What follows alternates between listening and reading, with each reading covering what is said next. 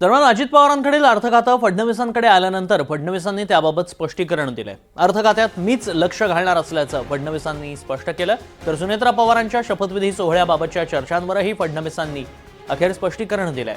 सुनेत्रा पवारांचा शपथविधी हा राष्ट्रवादीचा निर्णय आणि राष्ट्रवादीच्या पाठीशी उभं राहणं आमची जबाबदारी असल्याचं फडणवीस म्हणाले।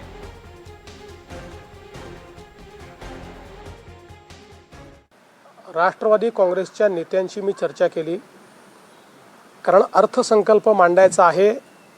अर्थसंकल्प म्हणजे नुसतं एक भाषण वाचायचं नसतं, त्याकरता सिरीज ऑफ बैठका घ्याव्या लागतात। प्रत्येक विभागासोबत बैठक घ्यावी लागते। प्रत्येकाचा त्या ठिकाणी नियतवेळ ठरवावा लागतो।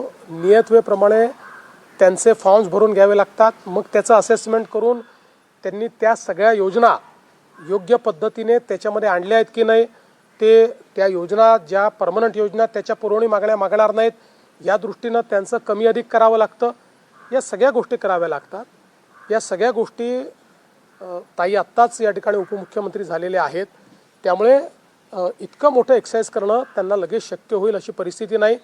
अजून त्या दुःखातनंही पूर्णपणे बाहेर आलेल्या नाहीत, त्यामुळे लगेच पूर्ण क्षमतेने त्या काम करायला लागतील अशी अपेक्षा करणे अयोग्य आहे। आणि म्हणून आम्ही बसून ठरवलं की या संदर्भात हे खातं आत्ता माझ्याकडे ठेवून मी ते बजेटची जी काही एक्सरसाइज आहे ती मी पूर्ण करावी। ते एक्सरसाइज मी पूर्ण करणार आहे आणि अधिवेशनानंतर या संदर्भात त्यांच्याशी चर्चा करून मग काय करायचं हा निर्णय आम्ही करू।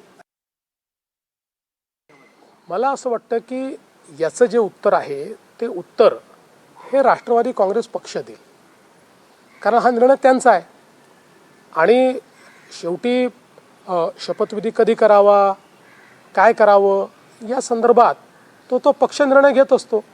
आता आपल्याला माहिती आहे की म्हणजे ज्यावेळी इंदिराजींची दुर्दैवी हत्या झाली, त्यांची म्हणजे अग्निसंस्काराच्या आधी त्यावेळेस काँग्रेस पक्षाने निर्णय घेतला की राजीवजींना प्रधानमंत्री केलं पाहिजे।